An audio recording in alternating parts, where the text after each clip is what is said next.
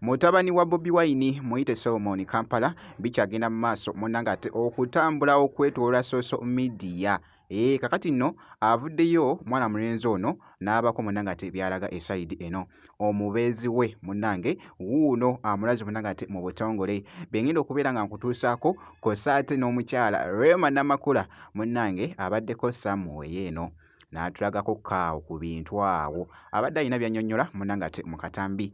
Bambito Jaminati sinziira ku Jaminati Yogi kansooke nkutegeeze munnange amawulire agali mugenda mu maaso okutambula munnange ate ku social media esayidi eno. Mutabani wa Bobi Wine muyite munnange ate Solomon Kampala. Jjukira nti nno mwana mulenzi ono ali wali munnange ate mitala w'amayanja mu USA esayidi eyo era nga wali avuddeyoko. Actually twalabako kaawo ku butambi obw'enjawulo obwa trading ennyo nga ali munnange ne girlfriend we esayidi ne byogeza munnange ate abantu obwama esayidi. Naye nno actually kino kyakoze nno bakiyita proposal. Omanyi proposal mulimu munnange ate emitendera. Actually ndowooza ye kyakoze azindooza nga girlfriend kubanga mulimuko n'ey'obufumbo esayidi eyo. Naye nno actually bikyagenda mu maaso munnange ate okwogeza abamu obwama esayidi. Baasobodde munnange ate ofuna akadde kaabwe akabadde akalungi. By the way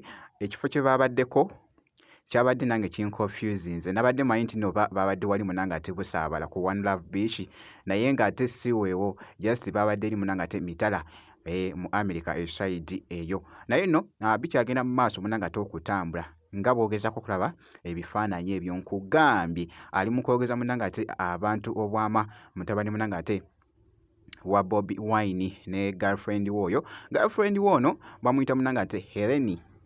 Ntegeddeko linnya wali ery'oku Instagram munnange esayidi eyo. Naye nno bikyagenda mu maaso by the way okutambula. Kakati nno jjukira nti nno mwana mulenzi ono ku myaka 22 munnange asobodde okubeera nga afuna munnange ate mwana muwala ono omubeezi we esayidi eyo. Weebityo nno bikyagenda mu maaso munnange ate okutambula ku social media esayidi eyo. Awo kankuggyeko kankwongereyoko wali Rema Namakula avuddeyoko wali n'alaga abaddeko ko Samuel by the way abadde ali mu tulaga awo home decorations z'akozesa munnange ze yeesiga obulungi.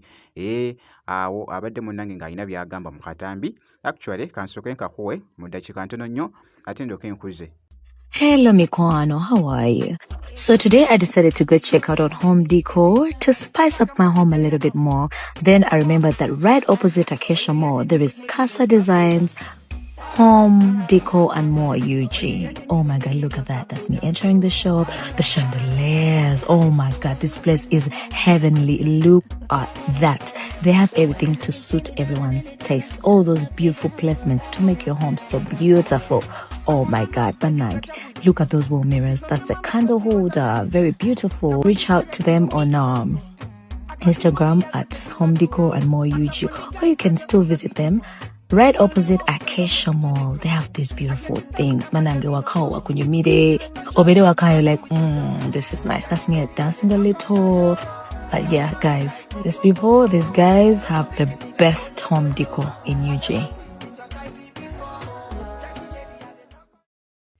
Bwe kityo nno munnange ate bwe kitambudde nkugambye abadde bambi anyumye okukamalako obumazi. Actually newankubadde nti nno embeera y'obudde akakuba kabadde katonyerera awo ng'ali mu kujja nga bw'ogezezaako munnange ate okulaba omukyala Rema Namakula. Leero bwe nti bwe mukyekirizeko esayidi eno ngenda kubeera nga nkomawoko mu maaso awo n'ebirala. Kakasa nti nno vidiyo ogimpeera like kw'ossa ate n'okusubscribinga kasita obeera nga tonnaba